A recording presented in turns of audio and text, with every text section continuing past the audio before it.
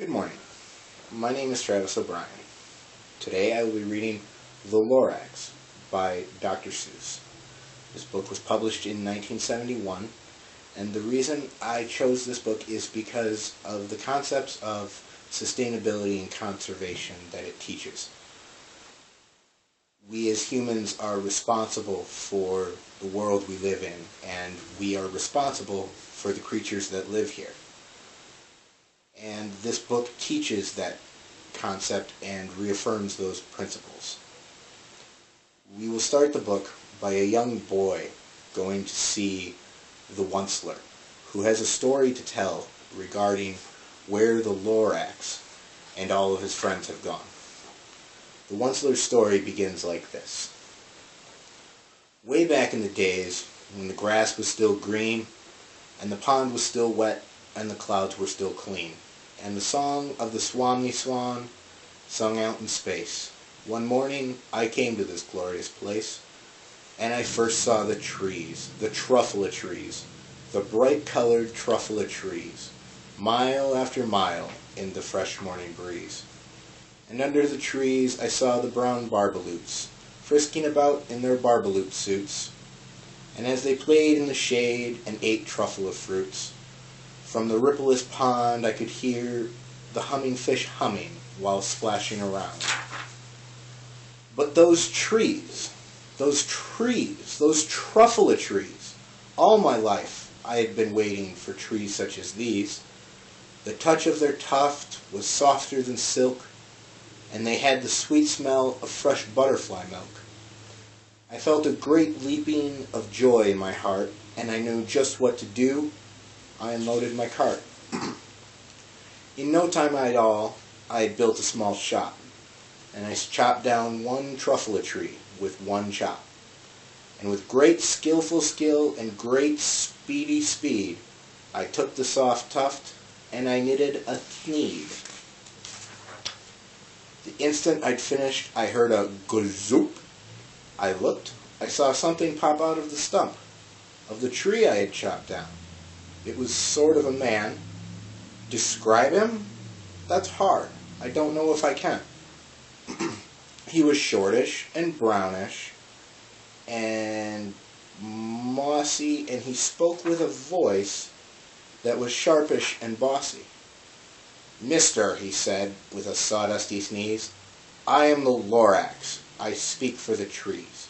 I speak for the trees have no tongues. And I am asking you, sir, at the top of my lungs." He was very upset, and he shouted and puffed, "What is that thing you made out of my truffula tuft?" "Look, Lorax," I said, "there's no cause for alarm. I chopped just one tree. I'm doing no harm. I am being quite useful. This thing is a thneed. A thneed is a fine something that all people need. It's a shirt, it's a sock, it's a glove, it's a hat. It has other uses, yes, far beyond that. You can use it for carpets, for pillows, for sheets, or curtains, or bicycle seats." The Lorax said, "Sir, you are crazy with greed. There is no one on earth who would buy that fool's need."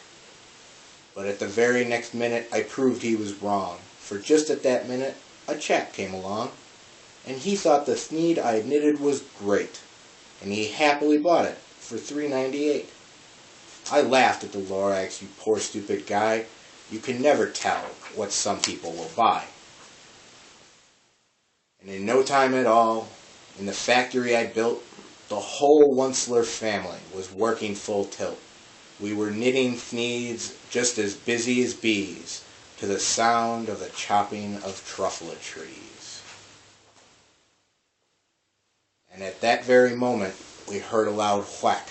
From outside in the field came a sickening smack of an axe on a tree. Then we heard the tree fall. The very last truffula tree of them all.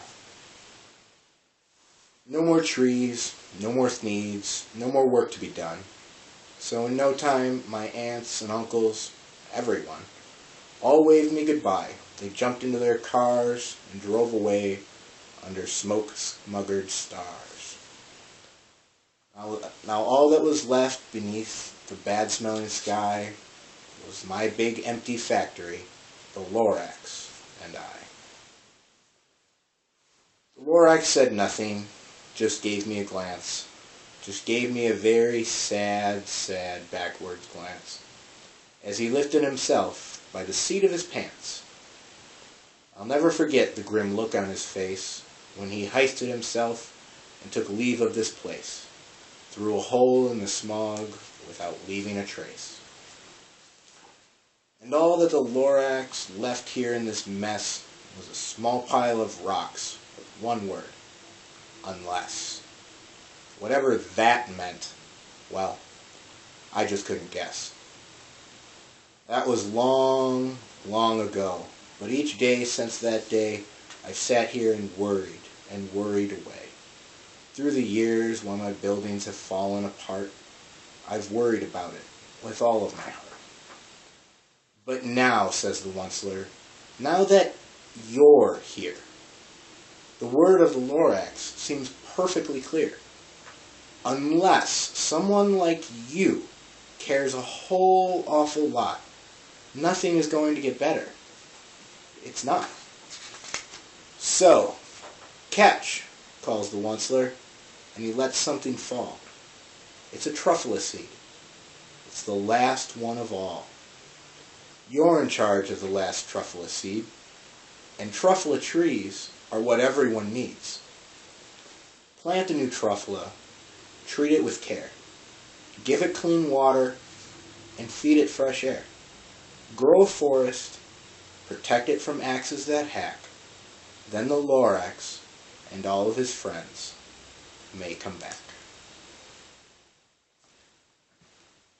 As you can see, the Lorax is a book about conservation and how important it is to conserve the nature we have in order to keep it around for future generations. And the moral of the story is that we shouldn't be greedy with what we have benefited from nature, but in that we should respect nature even more and care for it a lot more than we have.